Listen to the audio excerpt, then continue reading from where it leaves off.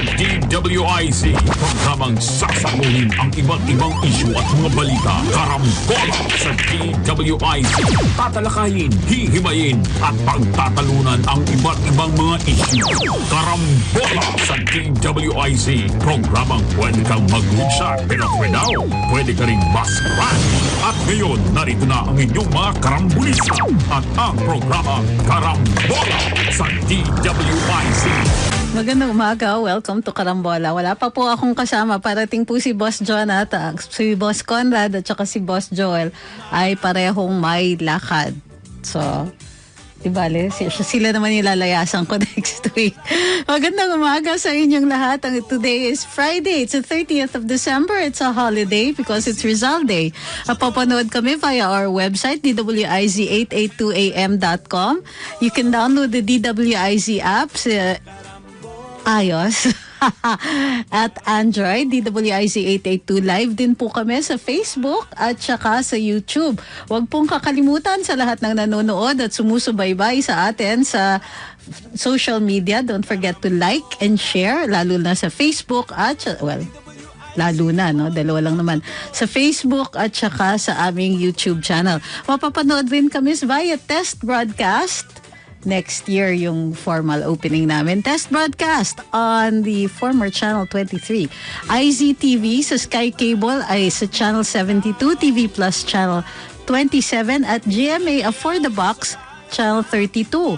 Available din po kami sa digital TV devices and TV receivers. Kung hindi lang po lumilitaw, you just need to rescan your device at makikita nyo na po ang IZTV. It is 1.5, talaga may 1.5 days before New Year. Pero today, idinidiwang natin ang Rizal Day. Ano ba ngayon? Ngayon yung execution niya, di ba? He was executed in Bagumbayan on this day in I forgot. Anong year po in-execute si Rizal, Boss Jonat? 1896, di ba? 1896. Tama, 1896. Kasi 2 years later, yung revolution. Okay, so ganun yung impact ng kanyang execution. Yes. So because it's Rizal Day, at dalawa lang tayo, Boss John. Dalawa lang tayo? Nasaan itong dalawang to? Naglalakwat siya. Naglalakwat siya. Sa bagay, si Paring Conrad, matagal na niyang inaasam-asam na, good morning po. At Happy New Year sa lahat. Matagal na niyang inasam-asam na mag-golf. Mag-golf kayo. Matagal na nagkaroon ng mga ulan at lahat. Hindi nakaka-golf yun. Tapos si Paring Joel, pumunta siya. Trixie, pumunta siya doon sa San Jose, sa Tarlac. Itong San Jose, Tarlac. Ano meron sa San Jose, Tarlac? Tina-transform ito ng province of Tarlac. Si Governor Susan Yap. Happy New Year, Gov. At saka si Mayor Bengoy Yap ng San Jose into a tourist destination. Kasi parang mountainous area ito na may trekking. Ito yung parang Baguio nila? Parang Baguio nila. Parang Baguio nila, yes. Nice. Maganda. Mukhang magandang area yan. Mountainside Resort. Mountainside Resort. Malapit yan, ha? Actually, after Tarlac City, Mayantok and then yun na. I think. Yun ang Tapos ang kagandahan pati nito, Trixie, my understanding is, magkalabit na yan, papunta sa Pangasinan at saka Zambales. Kasi maganda na yung daan from Tarlac, Pangasinan, Zambales. Okay. So from the mountains, you can go to the sea. West Philippine Sea na yun Pangasinan. West Philippine Sea na yan. Zambales na after that. Madami pa namang magandang resort sa Zambales. Marami yan. And West Philippine Sea, syempre, if you want to take a look at how the Chinese are taking over some of our,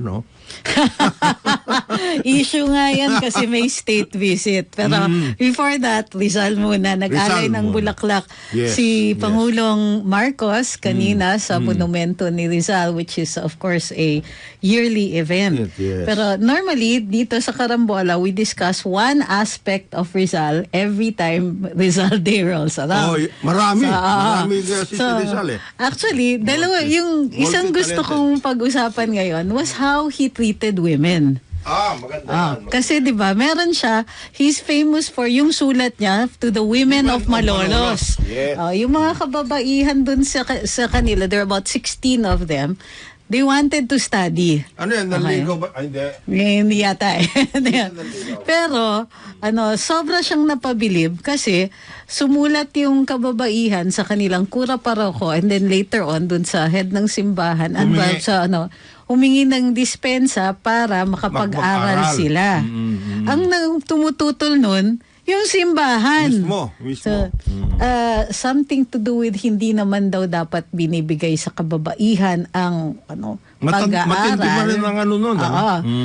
Yung, in spite of the fact na during that time, 1896, 1897, earlier. Siguro mga 1890s, mga ganyan. Yes. Nung time na yun, enlightenment na sa Europe, Tapos na yun, di ba? Nag-aayos-ayos na. Nag-aayos na. So, kinikilala na. Although wala pang boto ang kababaihan nun, dito mas malala kasi hindi talaga pinapayagan mag-aral beyond pambahay lang ginagawa na mga talaga yun ang kultura at syempre ang ginagamit ay hindi daw intensyon ng Diyos na mag-aral ang babae o magkaroon ng kaalaman, ng knowledge. So sumulat si Rizal and sabi niya sa kanila, willing naman siya to take the consequences of his advocacy for the women kasi sabi niya, mahalaga yan. Ang sinasabi niya is, for every human being, maging babae man o lalaki, ang mahalaga ay reason.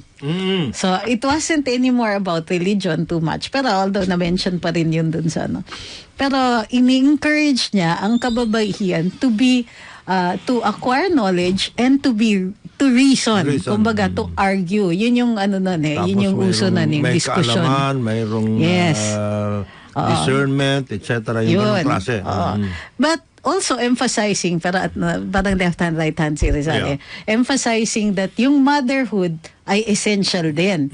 Pero, kailangan din na may reasoning yung mga nanay kasi ipapasa nila sa mga anak nila yung ganong klaseng pag-iisip. Yes. At yun daw ang magiging pag-asa ng bayan. Yung mga nanay had the role in it so that they could teach their sons pa rin, their children, yung reasoning and the correct thinking that would lead to the betterment of the country. Diyan nakuha siguro, Trixie, yung ikaw naman ay maalam na yan sa pagdating sa ganyanan. Historical, cultural, yung ilaw ng tahanan. Dapat ang mga kababaihan ng ilaw ng tahanan. They give light, enlightenment to their children. Kasi sila naman talaga naiiwan sa bahay. At sila yung unang teachers. Sila unang na continuing na yan. Kung ang I think it is a given. Pag ang isang babae, magulang na babae, ay hindi maalam o hindi niya gaanong napapamalas, na ipapakita, napaparamdam sa kanyang mga anak ang pagmamahal, enlightenment. Yung anak na yun magiging hindi maganda ang kanyang pagtanda. Ayun. Magiging parang the humanity in it is nandun sa kababaihan. Because that's what it is, di ba? Being human. Yung being a well-rounded human being. Di ba? So, I liked it kasi nga, parang modern si Rizal for the time, no? Recognizing that women should be educated. At saka partners. Yan ang kanya. Partners. Very modern din ang turing niya kay Josephine Bracken. Dapat in your readings, yung mga pagsasaliksik mo, naging ba niya? Asawa ba niya talaga si Josephine Bracken? Actually, disputed yan. Hanggang ngayon. Controversial. According to Ambet, may evidence kasi. Yung last na regalo niya, yung Mysteries of Christ, meron libro that he left, yung last few possessions niya, before he was executed, merong dedication din to my dear and unhappy wife. Josephine. So, ano yun? Ang touring niya, asawa. Asawa niya. At the very least, at the very least, touring ay asawa. Nung the year before he was executed, in 1885, si Josephine left Dapitan at pumunta sa Laguna. May dala siyang sulat. Yung sulat na yun survives to this day. Sulat ni Rizal sa nanay niya. At sabi, please take care of Miss Josephine. She's very dear to me, and I would have at some point wanted to marry her. Merong ganon. Pending your consent, of course. May singit siya na ganon. Siyempre, ayaw niya ma-upset yung nanay niya. But she broke it off. Sabi niya, later on, pwede ko naman hingin yung, yung consent niya. Pero natakot daw si Josephine magpakasal kasi ang daming problema. Oo. And yet, later on, may lumitaw din na autobiography, di umano, kinokontest ito na sinulat ni Josephine Bracken at nilagay niya doon, at 5 o'clock on the day of his execution, we were married. Ayun. So, ang problema, kinokontest kasi yung yung dokumento na yan. So, yun Pero yung... they really had a relationship. They did. They did. And they had a child na she had a miscarriage. So, they had a child. Oh. Yes. Lalaki. At least that's what they say. So, but, yun nga, hindi sila kinasal. They lived together. But Rizal was at the time, he was a Mason and therefore did not consider the rights of the church. Ang tingin ko dyan is he did not bother. Kasi kalaban na niya Oo, ang simbahan. Pero, at that time. Pag pumunta kayo sa Dapitan, doon sa simbahan, may parang X marks the spot doon. May marker. Kasi kahit hindi na siya hindi na siya considered part of the church. Hindi na siya sumasali sa mga ritual ng simbahan. Nagsisimba pa rin siya. Ayun. Nakatayo siya sa likod ng simbahan. There was a favorite spot, and if you go to the Dapitan Church, minarka nila yung spot na yon. Kung saan Kung saan siya tumatayo. Pagka So bakit kailan yan tumayo? Dahil maliit pala si Rizal, 4'11". Oh. Ish. Probably 4'10". Mga 4'5", mga less than 5. Kasi kung titignan mo yung mga damit niya, ang liit ng damit. Kasi pag dinidisplay siya ng National Historical Commission, ang liit talaga at saka ang payat. Parang parang malaking manika yung nagsuot. But then, considering that the average height was probably 5'2". Ang mga matatangkad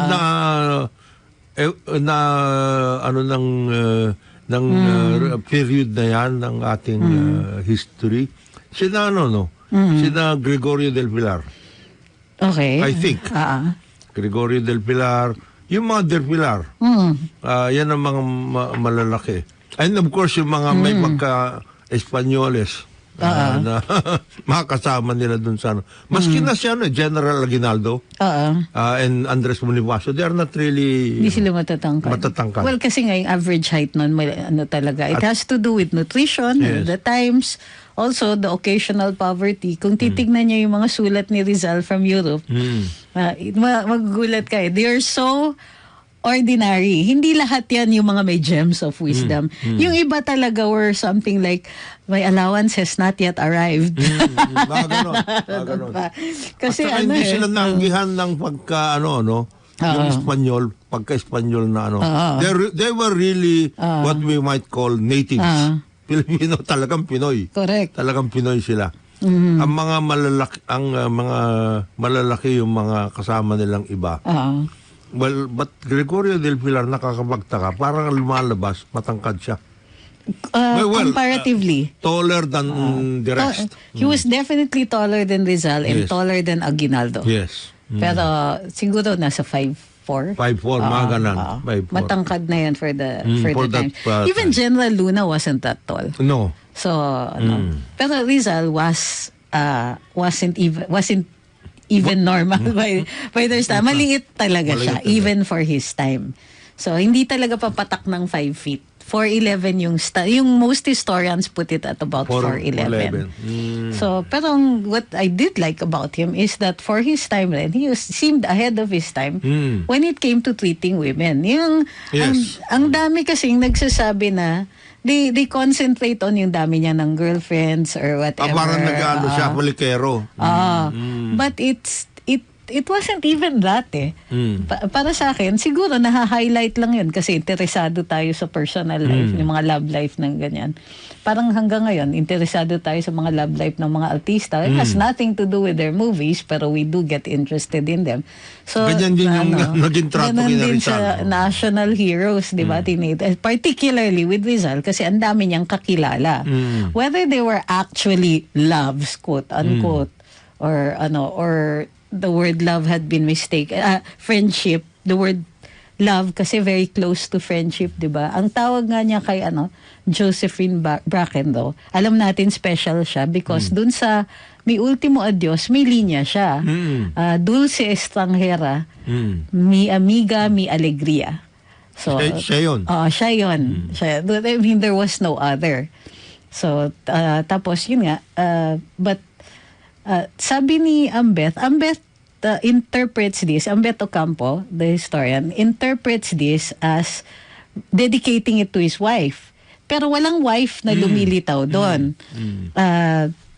But it was contained dun sa Mi Ultimo Adios, which was put in yung lamp, di ba, binigay sa kapatid niya, the day before his execution pa.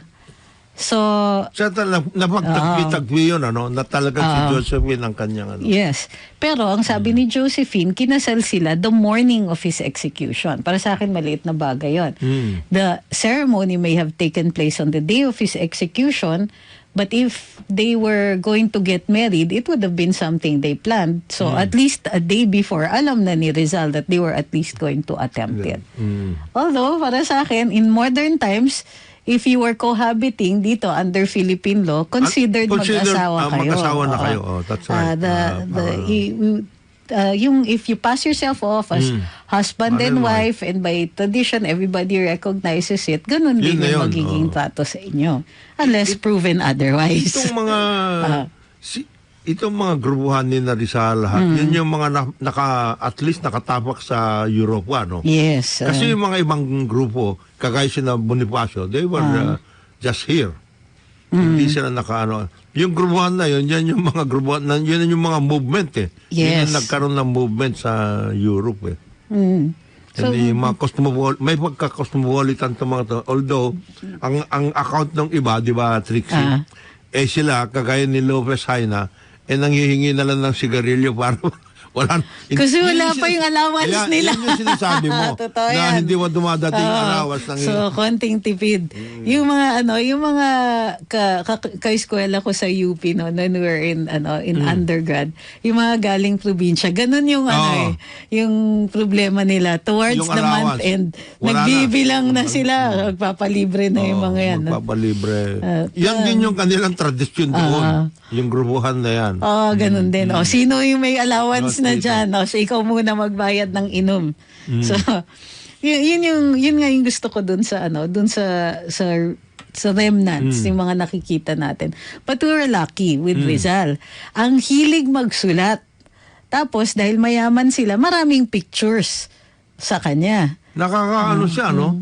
I think siya sa pinakamaraming ganyan. Kumbaga memorabilia. As compared to Bonifacio, only one picture that people have discovered of him. Isa lang talaga. Tapos there's so few. Yun nga yung concern ng ibang mga historians. Ang konti, but that's why people tend to mythologize. Even Ambeth tends to mythologize. But yun nga, because we need to have a basis for everything that we say about Bonifacio, and a lot of it na uncover were based on interviews made in the 1930s, decades after he had died, and second-hand na yung information. Kasi at least sina Rizal, sina Antonio Luna, sina the Luna Brothers, Marcelo del Pilar, etc. They were in Europe.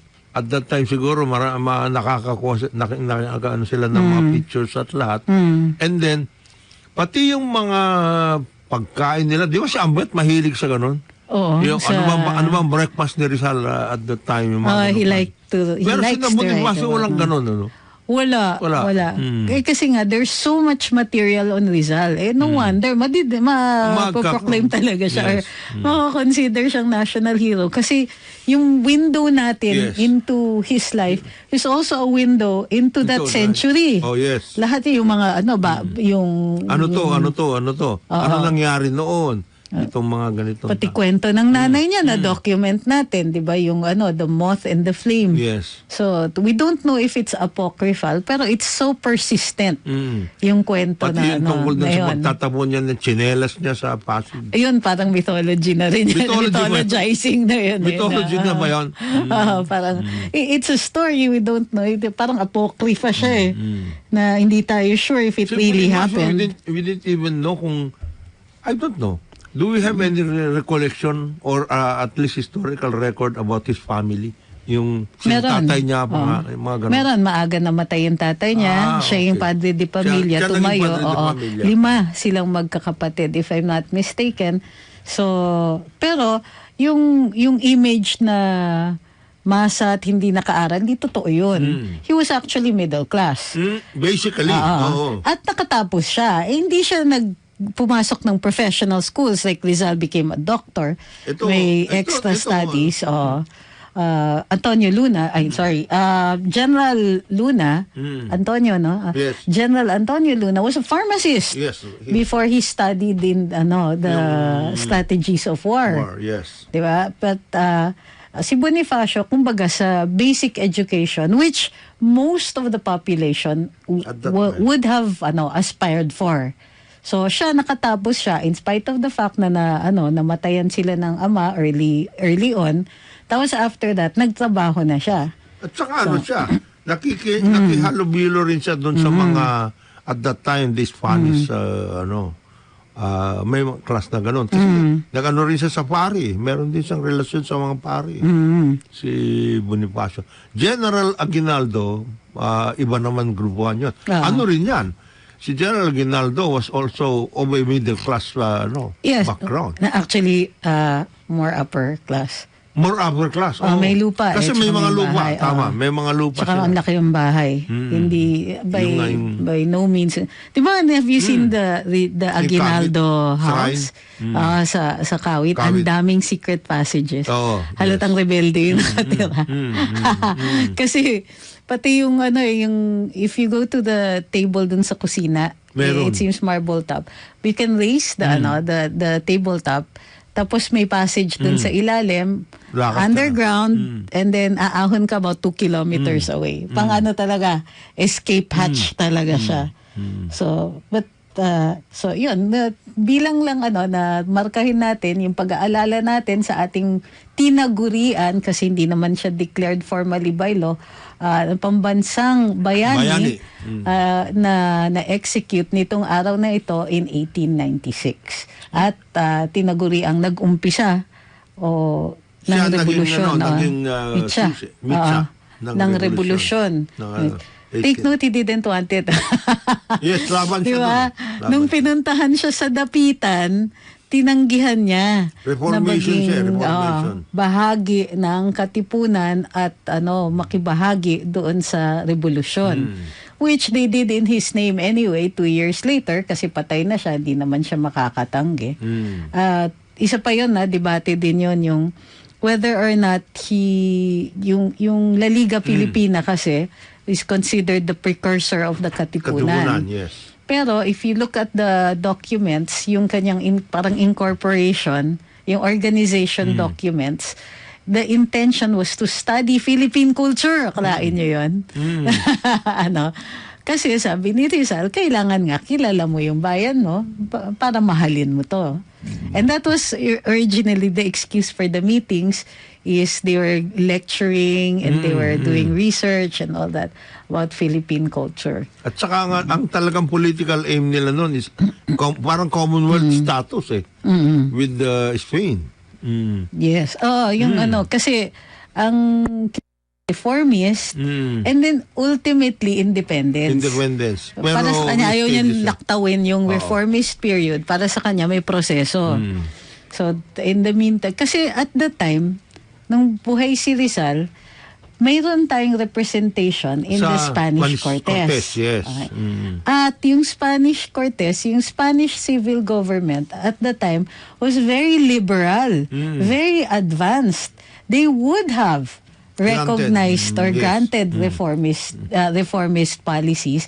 Ang humaharang lang yung, as usual, yung mga praile, yung simbahan. Praile, saka yung mga, siyempre, nagtatamasa na yung mga governor general. Ayos na siya. We were having more and more liberal-minded governors general towards the end, towards the meron pa rin yung sobrang conservative at traditional.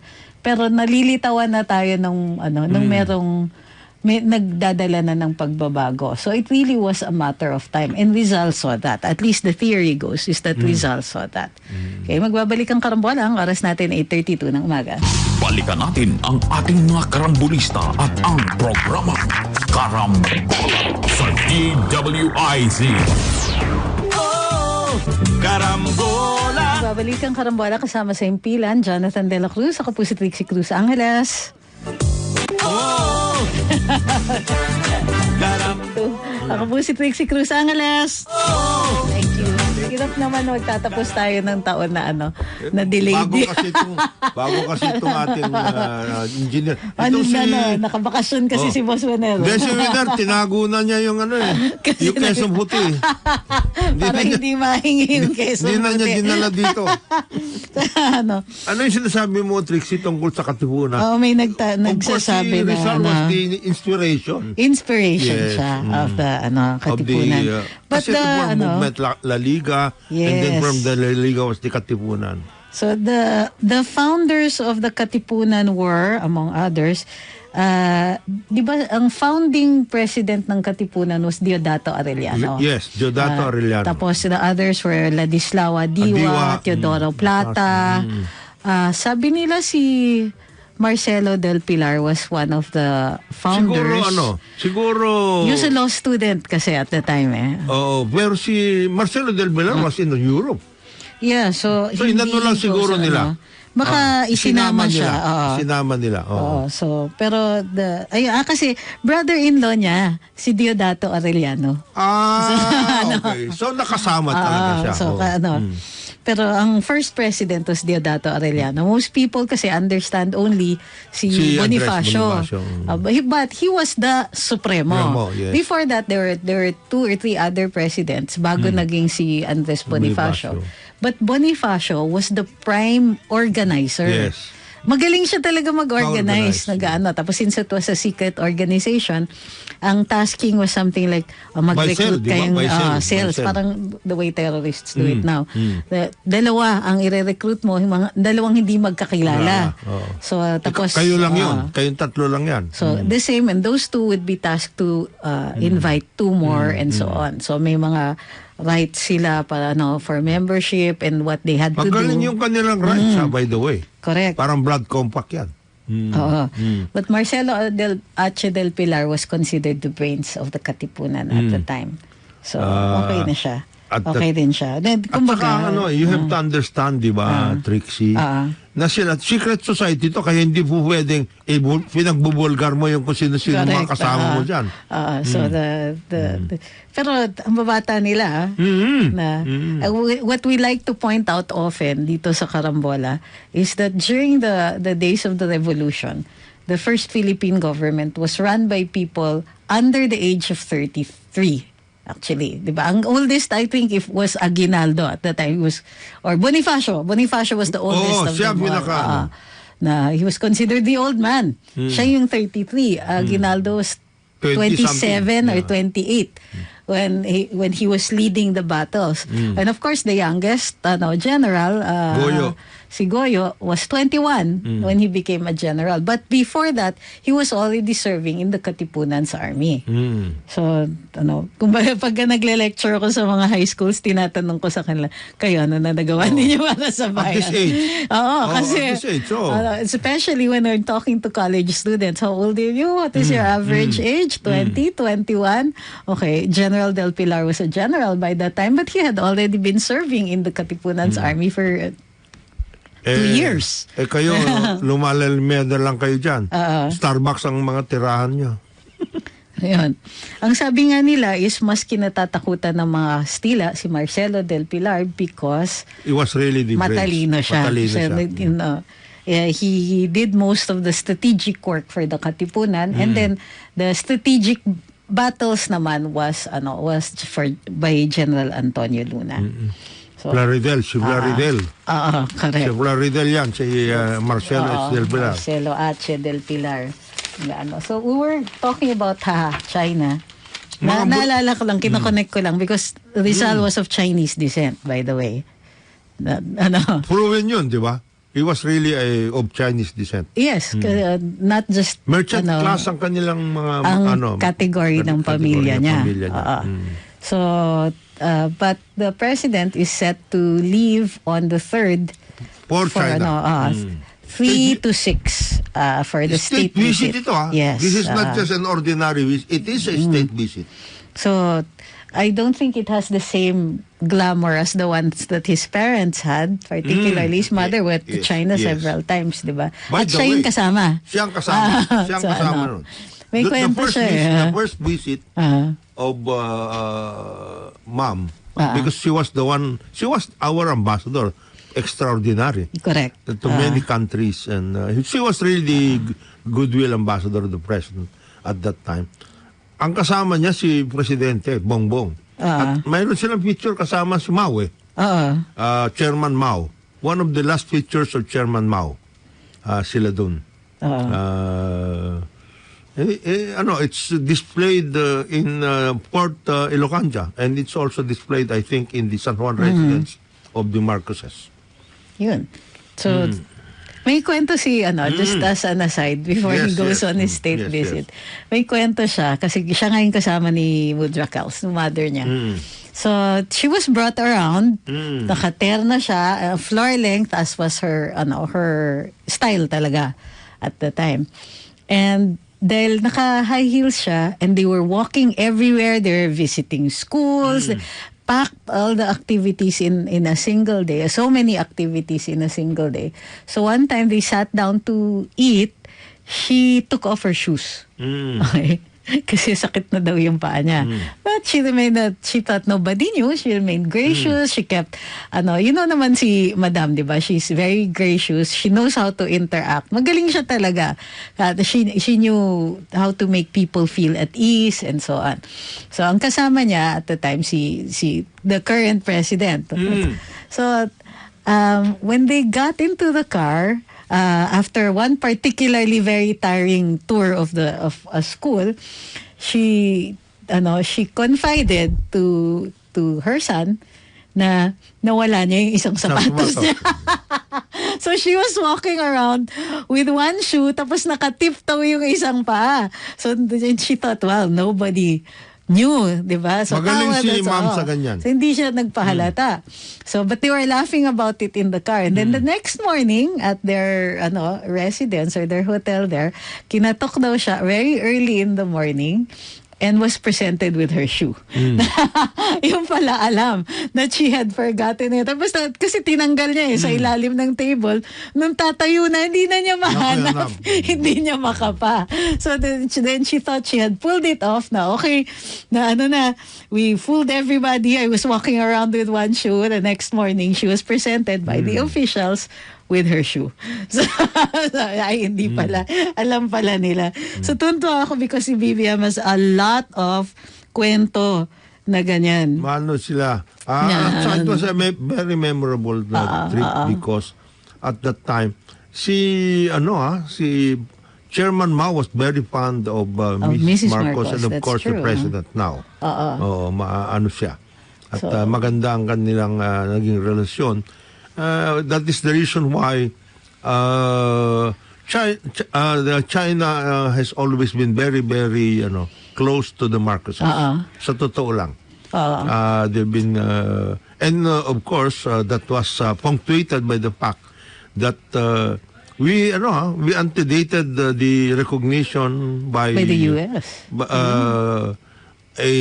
Another country. Kasi China, closed yan eh. That is a closed country. They were opening up we antedated our diplomatic relations, antedated that of the U.S. Nauna tayo. You mean before Kissinger went to China, we had already gone to China? We have And already nag-state visit yes, na tayo? we had already gone to China, and President Marcos and the leadership, the original leadership of China that founded the new People's Republic of China. Chairman Mao, Zhou Enlai, etc. Ayan, na-meet lahat yan ni President BBM. Sila.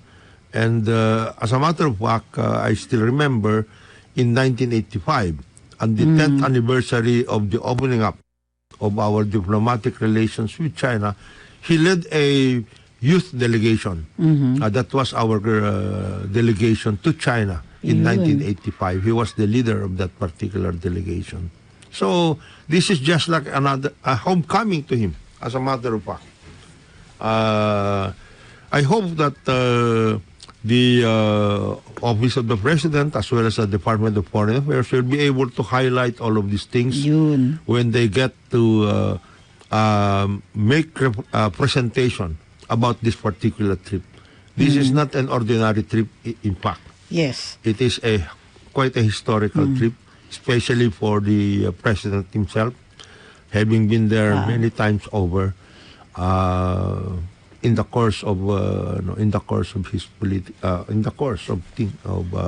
His life. Yes, diba? course of time. What a storied life he has. So, malapit na malapit siya dyan. I'm a little disappointed nga. Nag-press briefing po ang ating official press briefer, si Daphne Osenia Paez, about the state visit. She also announced several appointments. And then after that, introduced sino ba yan? Si Assistant Secretary of the DFA. Si Neil. Si Neil. Who talked about the impending state visit. Medyo nalungkot lang ako because the press were concentrating their questions on hindi ba natatakot si Presidente na ma-COVID siya. Parang there's so much to talk about, diba? There's so much history there. Well, as a matter of fact, when he was governor, he visited China thrice as governor. Oo nga, no? Yeah. Dapat nasasabi nila yan.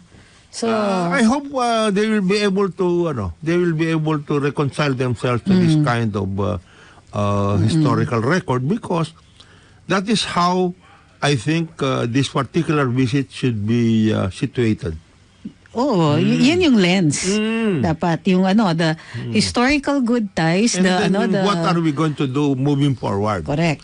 Yes, given the fact that he is in the same kind of situation as the president of China, Xi Jinping, because they are the same generation ito. They both came from very, very historic periods in each country's history. Correct. Kaya Xi Jinping is the son of a leader who was with Chairman Mao. Yes. In the Long March. And he also went through a struggle because he was sent to, in the same manner that President Marcos, BBM, went into exile. Siya went into he was sent to the rural areas.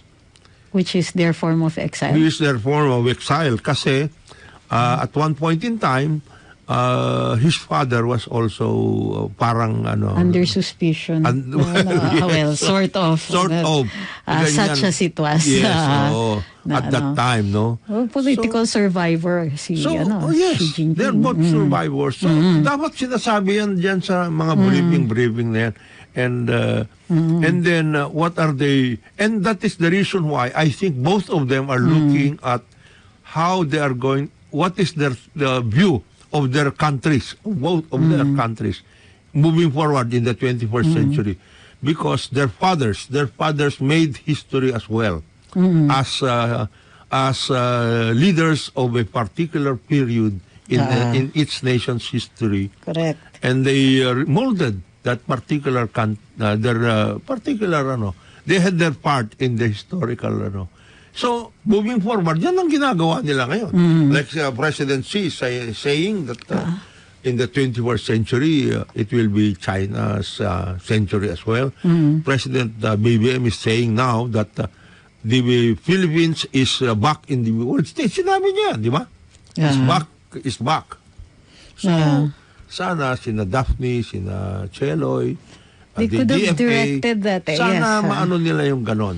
So that our media people will not just concentrate on the COVID scare, etc. Magiging masyado na tayo magiging semi-marites na yung dating natin. I understand the concern, pero yung to have so many questions based on that one. And then of course, yung ibang mga tanong ay tungkol dun sa issue ng West Philippine Sea / South China Sea.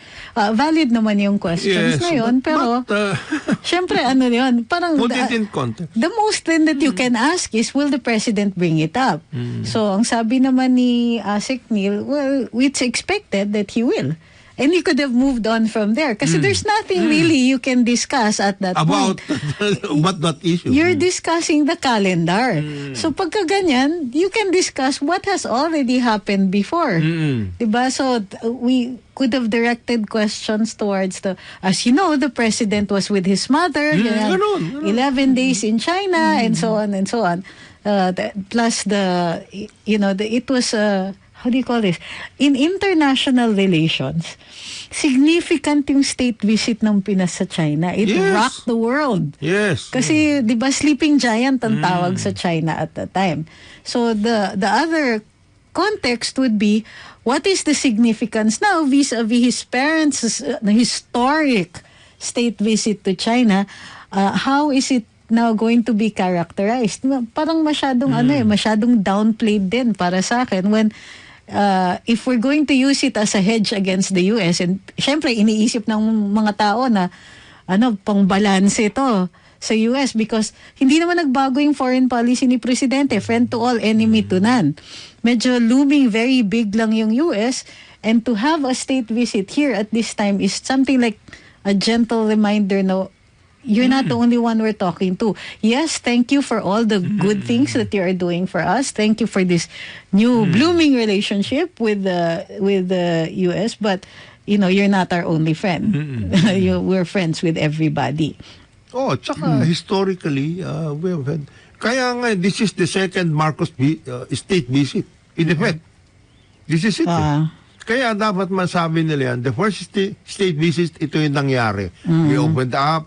We had these good relations, ganito, ganyan, etc.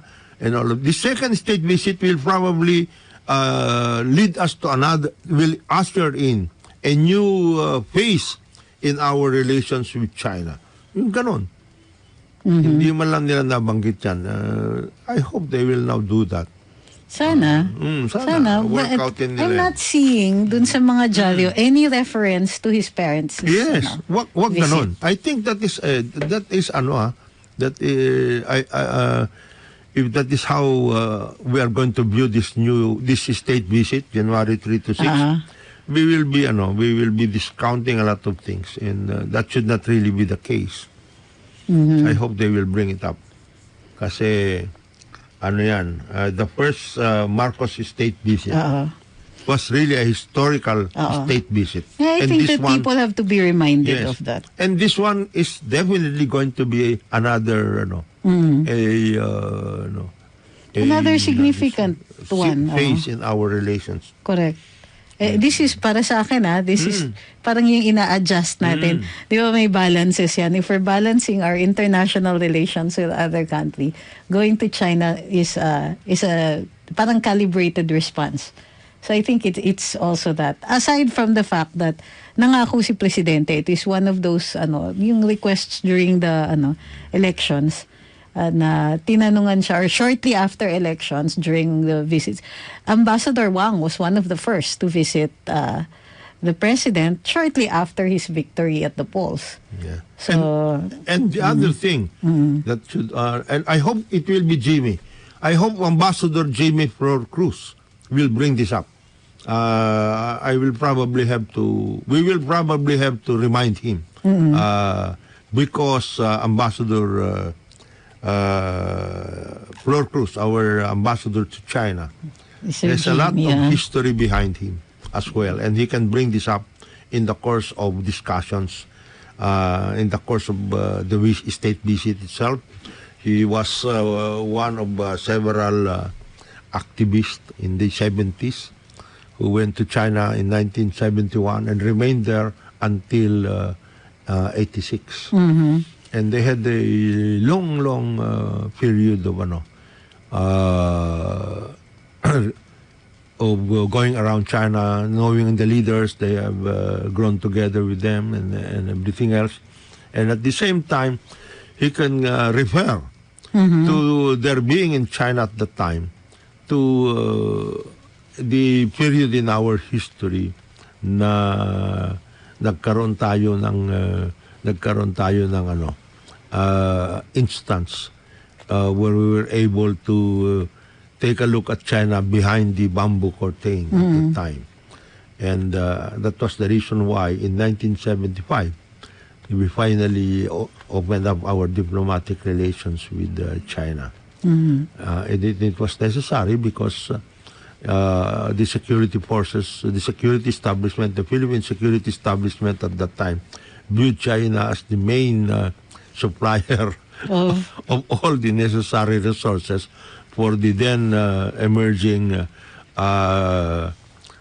movement, the new People's Army and the re-established Communist Party of the Philippines. So ano yan, di ba? Because of the renewed diplomatic ties, Na medyo nag-wane. Nag-wane siya. And then ultimately, when China rejoined the world economy, Yes. Nawala nawala na yung suporta nila. Ano nga ba naman ang mapapala nila dun sa ganun? So, Ambassador Cruz should be in a very good position to explain a lot of these things.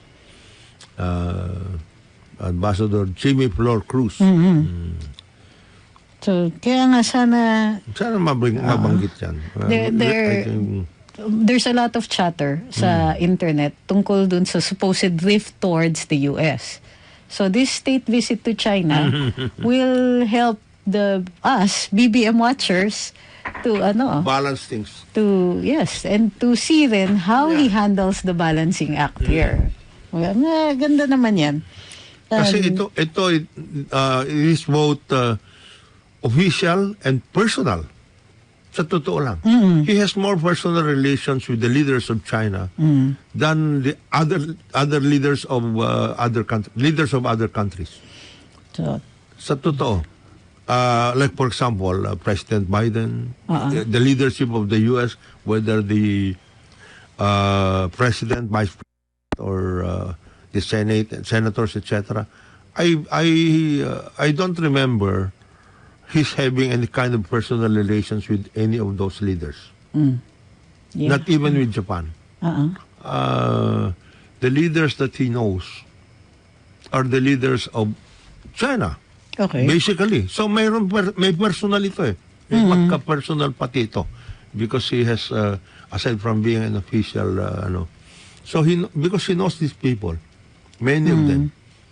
And many of those who serve as ambassador of China from the time that we established diplomatic relations to now, and all those who have served in leadership positions in China were people known to the president.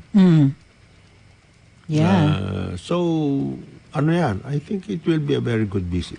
Very, very good visit. Crucial for us. I think maganda din yung timing eh. EDCA is to be renewed in, is it next year? 2020? Yes. Next year na. Next year, 5 years na yan. So that's interesting. Yung konteksto na yan, huwag nating kakalimutan. Kasi, syempre gusto ng US i-renew yung EDCA. That's why, grabe yung effort nila ngayon, ligawan si Presidente. Hindi lang i-renew, expand pa nga eh. Dagdagan pa ng 5 military bases na papasukan nila. So, sa atin, how are we going to negotiate that? Maganda yung state visit because bibigyan din ng perspektiba ang ating Pangulo.